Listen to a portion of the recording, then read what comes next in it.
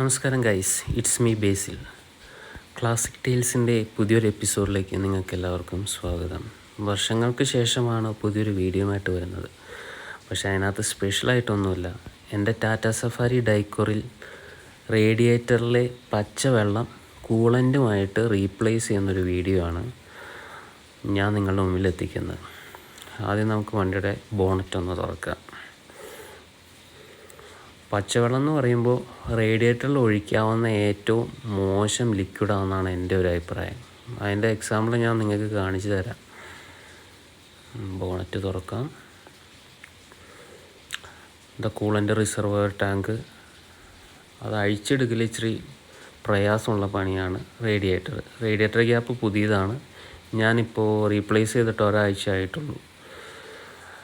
അത് Tata സഫാരിയുടെ original radiator ഗ്യാപ്പാണ്. ഇത്രയും നാളും ആഫ്റ്റർ മാർക്കറ്റാണ് ഞാൻ യൂസ് ചെയ്തത്. അതിൻ്റെ ബാഡ് എഫക്ട്സ് എന്തൊക്കെയാണെന്ന് ഞാൻ ഈ വീഡിയോയിൽ തന്നെ പറയുന്നുണ്ട്. നമുക്ക് അതൊന്ന് അഴിച്ചു നോക്കാം. കണ്ടോ, പച്ചവെള്ളമാണ്. കണ്ടോ, തുരുമ്പിൻ്റെ അംശം കണ്ടോ.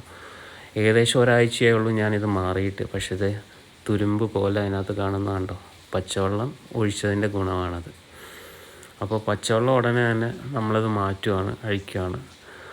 റിസർവോയറിൻ്റെ അടപ്പും നമുക്ക് ജസ്റ്റ് ഒന്ന് ഊരാം. കാരണം റേഡിയേറ്ററിൻ്റെ അടിയിലത്തെ വാൽവാണ് നമ്മൾ ലൂസൻ ചെയ്താണ് റേഡിയേറ്റർ എംപ്റ്റി ചെയ്യേണ്ടത്, കാലിയാക്കേണ്ടത്. ഓസുകളെല്ലാം പുതിയതാണ്. ഞാൻ കഴിഞ്ഞ സമയം നമുക്ക് കാലിയാക്കാനുള്ള പരിപാടി നോക്കാം. ടാറ്റ സഫാരിയുടെ റൈറ്റ് സൈഡ് വീൽ ആർച്ചിൻ്റെ അവിടെയാണ് റേഡിയേറ്ററിൻ്റെ വാൽവ് ഇരിക്കുന്നത്. നമുക്കത് ലൂസൻ ചെയ്യാം. അത് പ്ലാസ്റ്റിക് പാർട്ടാണ്. അതുകൊണ്ട് നമ്മളത് മുറുക്കുകയും അഴിക്കുകയും ചെയ്യുമ്പോൾ ശരിക്കും ശ്രദ്ധിക്കണം, അല്ലെങ്കിൽ അത് പൊട്ടിപ്പോകാനുള്ള ചാൻസ് ഉണ്ട്. നമ്മളപ്പോൾ അത് കൈ കൊണ്ട് അത് ലൂസാക്കി വിടുകയാണ്. പയ്യെ ലൂസാക്കി കഴിയുമ്പോൾ കൂളൻ്റ് അല്ല, പച്ചവെള്ളം വരുന്നതാണ്. കണ്ടോ, അത് റേഡിയേറ്ററിനകത്തുള്ള ഇമ്പ്യൂരിറ്റീസ് അതിൻ്റെ കൂടെ കാണും. ഏകദേശം ഒരു തുരുമ്പ് ചുവയുള്ള വെള്ളമായിരിക്കും വരുന്നത്. കാരണം ഞാനിപ്പോൾ 2-3 പ്രാവശ്യം, ഒരാഴ്ചക്കുള്ള 2-3 പ്രാവശ്യം ഞാൻ ഇതുപോലെ വെള്ളം ഒഴിച്ച് അത് റിപ്പീറ്റഡായിട്ട് ഞാനത് എംപ്റ്റി ചെയ്തിട്ടുണ്ട്. അതൊരു പ്യൂരിഫിക്കേഷൻ്റെ ഭാഗമാണ്. റേഡിയേറ്റർ പ്യൂരിഫിക്കേഷൻ്റെ ക്ലീനിങ്ങിൻ്റെ ഒരു ഭാഗമായിട്ടാണത് വരുന്നത്. ഇന്നിപ്പോൾ എന്തായാലും ഇത് കഴിഞ്ഞിട്ട് നമ്മളത് കൂളൻ്റ് ഒഴിക്കാനുള്ള പരിപാടിയാണ്. കണ്ടോ, വെള്ളം ഏകദേശം തീരാറായി പോയിക്കൊണ്ടിരിക്കുന്നു.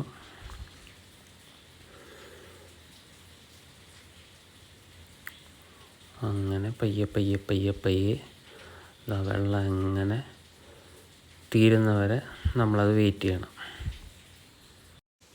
റേഡിയേറ്റർ ക്യാപ്പിൻ്റെ കാര്യം ഞാൻ പറഞ്ഞല്ലോ.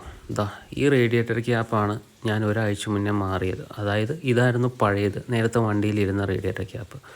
ഇത് ഒരിക്കലും ഒരു ഒറിജിനൽ റേഡിയേറ്റർ ക്യാപ്പായിരുന്നില്ല, ആഫ്റ്റർ മാർക്കറ്റായിരുന്നു.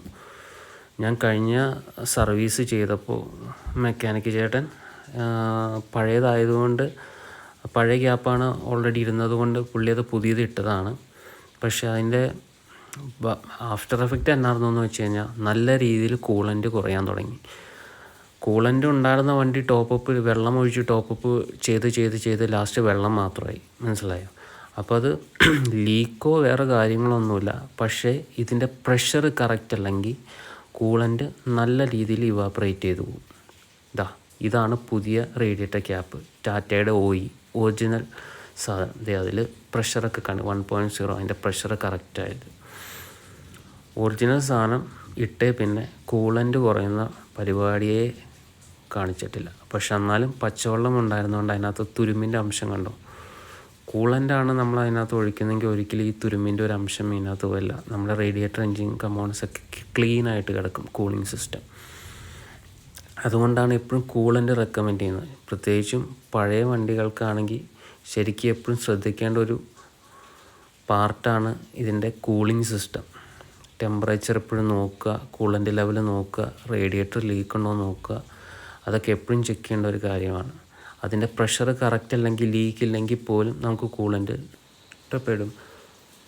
ഇനി നമുക്ക് ഹോസ് ടാപ്പിലേക്ക് കണക്ട് ചെയ്ത് നേരെ റേഡിയേറ്റർ ക്യാപ്പിലേക്ക് വെക്കുകയാണ്.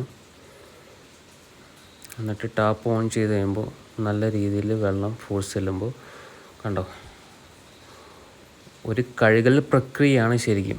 സാധാരണ നോർമലി എൻ്റെ അഴുക്ക് കുറവാണ്, കാര്യം തുരുമ്പിൻ്റെ അംശം ഉണ്ടെങ്കിലും ലാസ്റ്റ് സർവീസിൽ ഇത് കൂളൻ്റ് ഫില്ല് ചെയ്തതുകൊണ്ട് അധികം അഴുക്കൊന്നുമില്ല. പക്ഷേ നല്ല രീതിയിൽ അഴുക്കുള്ളതാണെങ്കിൽ നമുക്ക് കൂളൻ്റ് ഫ്ലഷ് ഉണ്ടാവും. നമുക്ക് റേഡിയേറ്റർ ഫ്ലഷ് ചെയ്യാനായിട്ട് കൂളൻ്റ് പോലത്തെ ഒരു ഫ്ലഷ് ഉണ്ടാവും.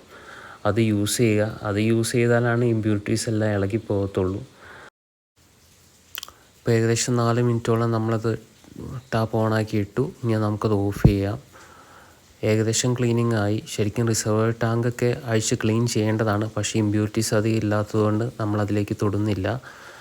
മാത്രമല്ല അത് അഴിക്കാനും നല്ല രീതിയിൽ ബുദ്ധിമുട്ടാണ്. ഇനി കൂളൻ്റ് ഒഴിക്കുന്നതിന് മുന്നേ നമുക്ക് ചെയ്യാനുള്ള പരിപാടി എന്നാന്ന് വെച്ച് കഴിഞ്ഞാൽ ആ വാൽവ് അടയ്ക്കുക എന്നുള്ളതാണ്. ഇത്രയും നേരം നമ്മൾ തുറന്ന് വെച്ചത് കൊണ്ടാണ് ആ വെള്ളം മുഴുവൻ പോയത്. ഇനി നമ്മൾ വാൽവ് അടയ്ക്കണം, അല്ലെങ്കിൽ ഒഴിക്കുന്ന കൂളൻ്റ് മുഴുവൻ ആ വഴി പുറത്തേക്ക് പോകും. ഇത്ര നേരം ചെയ്ത പരിപാടി വെറുതെ ആയിപ്പോവും. ഒരു കയ്യിൽ മൊബൈലും വെച്ചിട്ടാണ് ഈ വീഡിയോ ഒക്കെ ഷൂട്ട് ചെയ്യുന്നത്. അപ്പോൾ അതിൻ്റേതായ പോരായ്മകളുണ്ട്, എല്ലാവരും ക്ഷമിക്കണം. ഇനിയാണ് നമ്മുടെ കഥയിലെ കഥാപാത്രങ്ങൾ. ഡിസ്റ്റിൽഡ് വാട്ടർ, കൂളൻ്റ് ഓരോ ലിറ്റർ ബോട്ടിലാണ്, TVSൻ്റെയാണ്. അത് വരുന്നത് 1:4 റേഷ്യോ ആണ്. അതായത് 1 ലിറ്റർ കൂളൻ്റ് ഒഴിക്കുകയാണെങ്കിൽ 4 ലിറ്റർ ഡിസ്റ്റിൽഡ് വാട്ടർ ഒഴിക്കണം. ഡിസ്റ്റിൽഡ് വാട്ടറേ ഒഴിക്കാവൂ, അതായത് ബാറ്ററി വാട്ടർ അങ്ങനെയും പറയും. അതല്ലെങ്കിൽ സാധാ പച്ചവെള്ളമാണെങ്കിൽ ഞാനിപ്പോൾ കാണിച്ചതുപോലെ കണ്ട തുരുമ്പും കയറി റേഡിയേറ്ററും പോയി എൻജിനും ഓവർ ഹീറ്റായി അവിടെ കിടക്കും.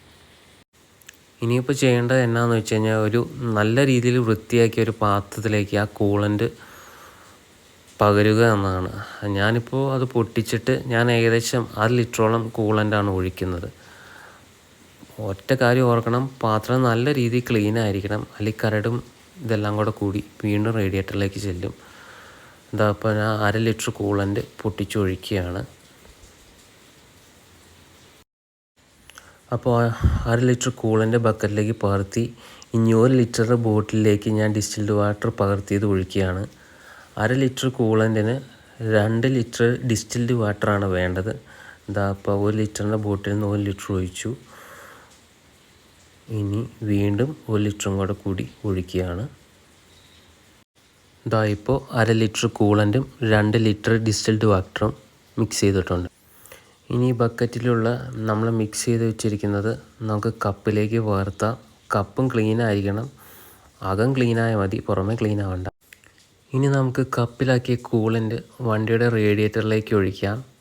ഒഴിക്കുമ്പോൾ കൈ വിറയ്ക്കാതിരിക്കാൻ ശ്രദ്ധിക്കുക. എൻ്റെ കൈ വിറയ്ക്കുന്നുണ്ട്, തെറ്റിദ്ധരിക്കണ്ട, അതെൻ്റെ കുഞ്ഞിലേ മുതൽ ഉള്ള ഒരു പരിപാടിയാണ്. കൂളൻ്റ് അങ്ങനെ നല്ല മാന്യമായിട്ട് കപ്പിൽ നിന്ന് റേഡിയേറ്റർ ക്യാപ്പ് വഴി ഒഴുകുന്നു. അടിപൊളി. അങ്ങനെ കൂളൻ്റ് നിറഞ്ഞ റേഡിയേറ്ററാണ് ഈ കാണുന്നത്. അപ്പോൾ ഒരു കാര്യം നിങ്ങൾ വിട്ടുപോകരുത്, റിസർവോയർ അതിനകത്തും ഒരു ഹാഫ് ലെവലിൽ, അതായത് മാക്സിമത്തിൻ്റെ തൊട്ട് താഴെ വരെ കൂളൻ്റ് വാട്ടർ മിക്സ് ചെയ്ത് ഒഴിക്കണം. അങ്ങനെ നമ്മുടെ പരിപാടികളെല്ലാം കഴിഞ്ഞു. കണ്ടോ, നിറഞ്ഞിരിക്കുന്ന റേഡിയേറ്റർ. റിസർവോയറിൻ്റെ കാര്യം മറന്നു പോരുത്, ഞാനത് വീഡിയോ ഷൂട്ട് ചെയ്തില്ല. ആകെപ്പാടൊരു ഞാനും ഉണ്ട്, ഒരു കയ്യിൽ മൊബൈലും ഉണ്ട്, അതിൻ്റെ ഇടയ്ക്ക് പണികളൊക്കെ ചെയ്യണം. അതുകൊണ്ട് റിസർവോയറിൻ്റെ കാര്യം മറക്കരുത്. അതിനകത്ത് ഞാൻ ആ പറഞ്ഞ ലെവലിൽ കൂളൻ്റും വാട്ടറും മിക്സ് ചെയ്ത് ഒഴിക്കണം, മറക്കരുത്. ഇനി നമുക്ക് റേഡിയേറ്റർ ക്യാപ്പെല്ലാം അടച്ചു, റിസർവോയറിൻ്റെ ക്യാപ്പ് അടച്ചു. ഇനി നമുക്ക് വണ്ടി ഒന്ന് സ്റ്റാർട്ട് ചെയ്യാം. ഇനി എന്തായാലും ഒരു 2 ദിവസമൊക്കെ ഓടിക്കഴിയുമ്പോൾ എന്തായാലും കൂളൻ്റ് ലോ കാണിക്കും. കാരണം തെർമോസ്റ്റാറ്റ് വാൽവ് ഓപ്പൺ ആകുമ്പോൾ എന്തായാലും കൂളൻ്റ് കുറച്ച് ഇപ്പോൾ ഉള്ള വട്ടത്തിൽ നിന്ന് കുറഞ്ഞു പോകും. അപ്പോൾ അതൊന്ന് ടോപ്പ് അപ്പ് ചെയ്ത് കൊടുത്താൽ മതി. അപ്പോൾ അത് ശ്രദ്ധിക്കുക.